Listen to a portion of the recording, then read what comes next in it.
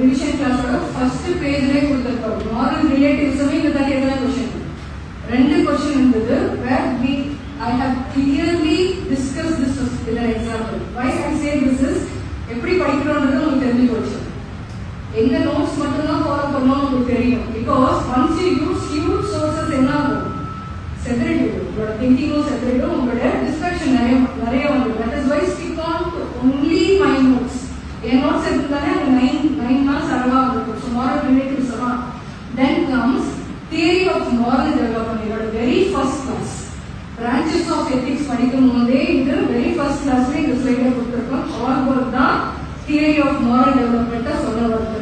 ethics first class PDF தொடர்ந்து பார்த்துருக்கீங்களே. முன்னாடி என்ன கொஸ்டின்?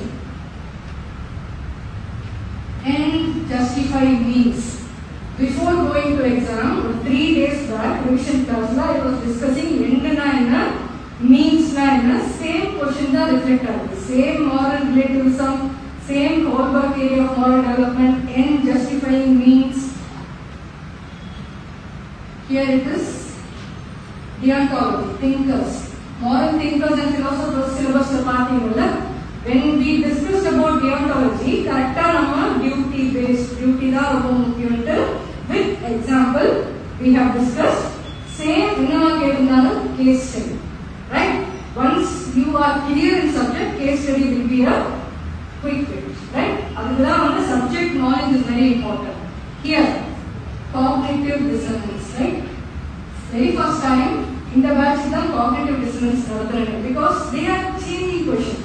cognitive dissonance நடத்துறாங்க because they are changing questions. நம்மளும் அதுக்கு ஏற்ற மாதிரி டீச்சிங் மாற்றணும். நம்மளும் அதே 10 ஸ்லைடு 10 பாயிண்ட் எடுத்து நடத்திட்டு இருந்தா புதுசா கேட்கக்கூடிய கேள்வி நமக்கு மிஸ் ஆகும். cognitive dissonance first time I introduced இந்த பழைய batchக்கு same question, right? so that is why I am saying attending each and every class is very important. எப்போ cognitive dissonance பத்தி பேசணும்னு நமக்கே தெரியாது, எப்போ Holberg பத்தி பேசணும்னு நமக்கு தெரியாது. கிளாஸ் அட்டெண்ட் பண்ணணும்னா வீட்டுக்கு போய் ஸ்லைடை பார்க்கும்போது சரி சம்திங் ஒரு யாராவது விட்டுருங்க. So what we should do, one side regular classes.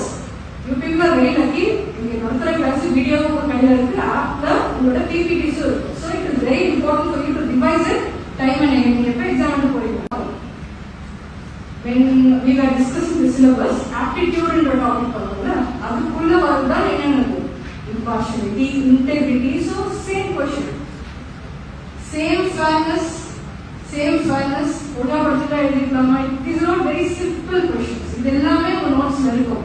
again moral relativism 2 தாண்டி moral relativism இதான் first time I gave us important definitions கொடுத்ததுல moral relativism repeat ஆகுது. then இந்த கேஸ் ஸ்டடி தெரியுதுன்னா இப்போ நான் டிஸ்கஸ் பண்ணேன் utilitarianism. utilitarianism 1000 தடவை கிளாஸ்ல பார்த்துருக்கோம். அப்ப கரெக்டா புரிஞ்சிருந்துச்சுன்னா இந்த கேஸ் ஸ்டடியை சூப்பரா நீங்க இம்ப்ளிமெண்ட் பண்ணிருக்கீங்க. ஃபைன்.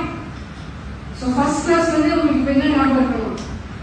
நான் டெல்லி எத்திக்ஸ் இன்ட்ரோடக்ஷன் முடிஞ்சிச்சு. So what have you gain from this?